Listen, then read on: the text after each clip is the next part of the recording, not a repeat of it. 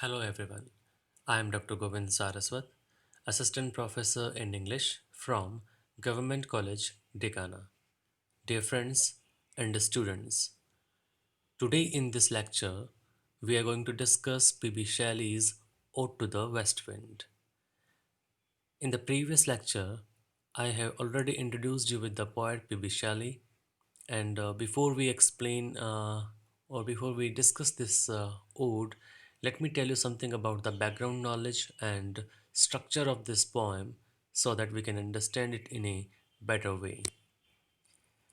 This ode was written in the autumn of 1819 in a wood that skirts the Arno near Florence. P.B. Shelley witnessed this tempestuous wind on a day uh, which was collecting the vapors pouring down the autumnal rains. Ode to the West Wind is divided into five stanzas.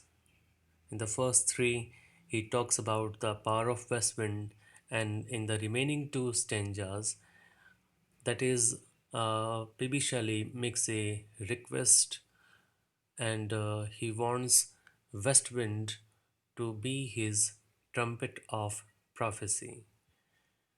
It can be interpreted from different angles. At one level, the poem can be a political document prophesying a political revolution against the standards established by the Congress of Vienna in 1815. At another level, it reflects the cycle of seasons that gives a message of hope in a symbolic way.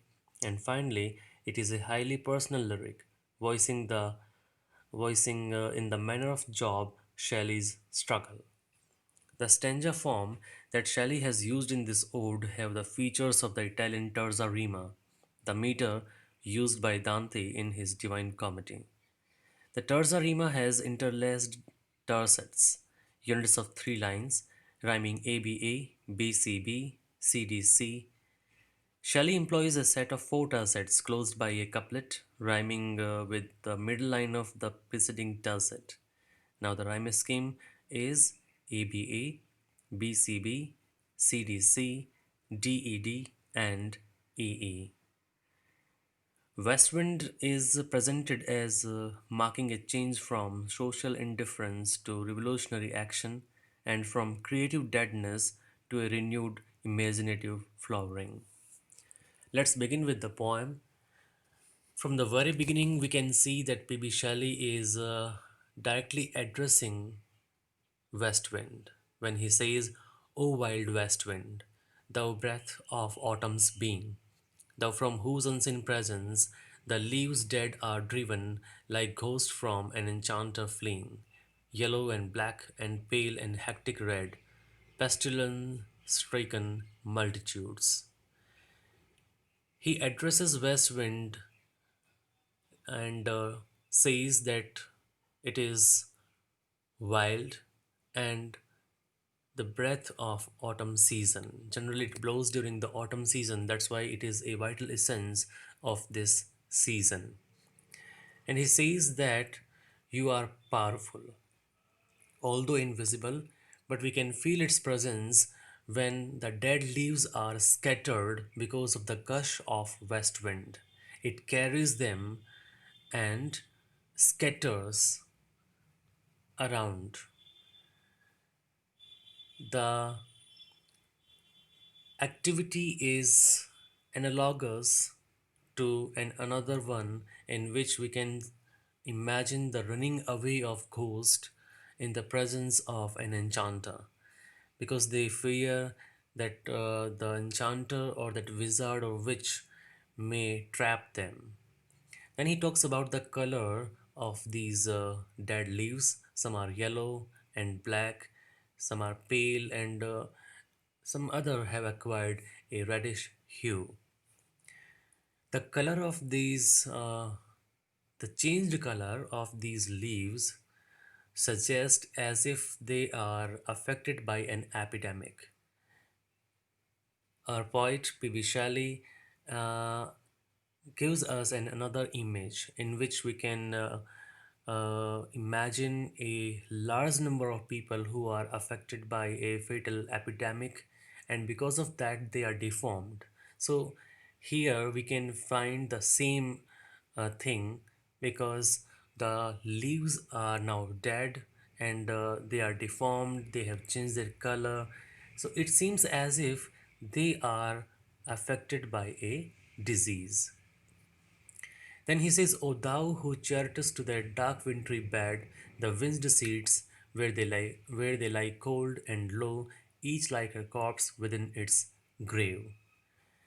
This west wind not only carries the dead leaves but also the seeds.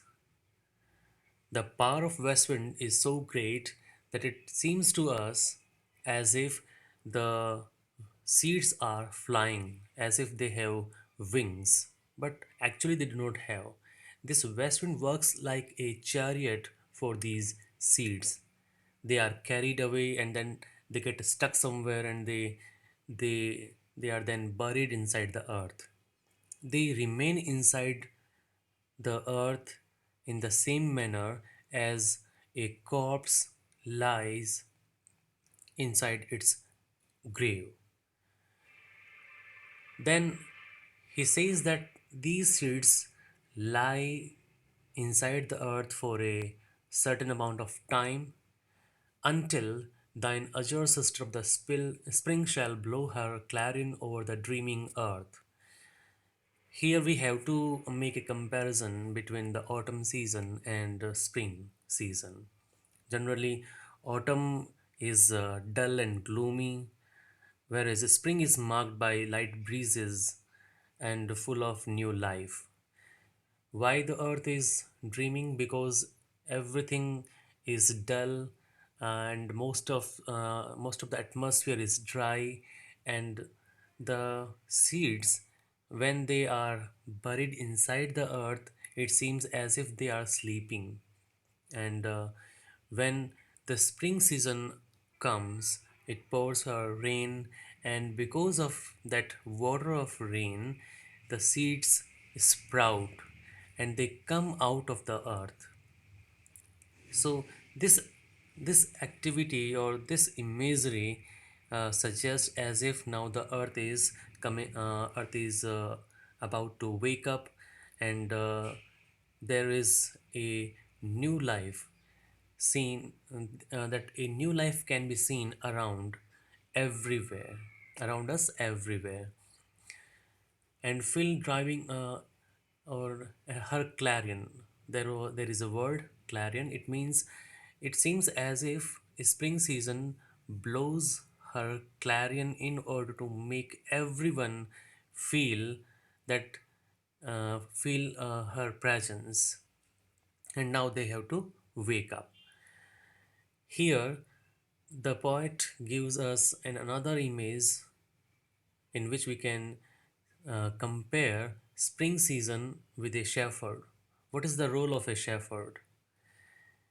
Just, just as shepherd takes his flock of sheep into the fields in order to graze them, similarly the spring drives the sheets out of the birds in which they are shut into open air. With the coming of spring season, birds and flowers begin to bloom and feed in the air, just as sheep roam about and feed in the field. So, in a word, the spring season will fill the valleys and hills with birds and flowers which have beautiful colors and sweet smells. That is uh, suggested with the line with living hues and odors, plain and hill. Then he again addresses West Wind as a wild spirit, which art moving everywhere. So West Wind is present everywhere. Its approach is wide. That's why we can see that the poet has made us feel the presence of west wind around us in the autumn season, that it is present everywhere, and we can witness its power everywhere. Sorry. Then he says that west wind is destroyer and preserver.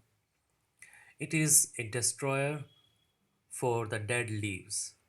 It it drives the rotten leaves and then breaks them up into pieces, small pieces. So it is a destroyer for the dead leaves. Then it is a preserver for the seeds. It carries them and it works as a chariot for them.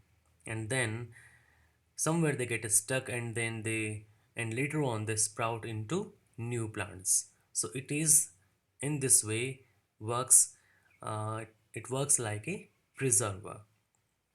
Then at the last at the end of this stanza, the poet says that, "O west wind, please listen to me. He has a message to deliver." So, in this first stanza, P.B. Shelley is talking about the power of west wind on earth, where we can feel its presence when the dead leaves are carried away because of the gush of west wind. It is present everywhere.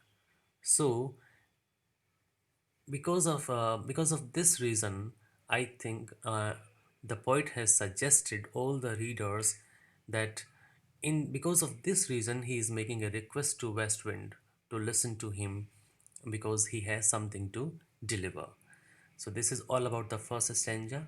I hope that I could communicate the message of our poet Bibi Shali in a clear way. And in the next lecture, we will discuss the second stanza of this ode. Thank you.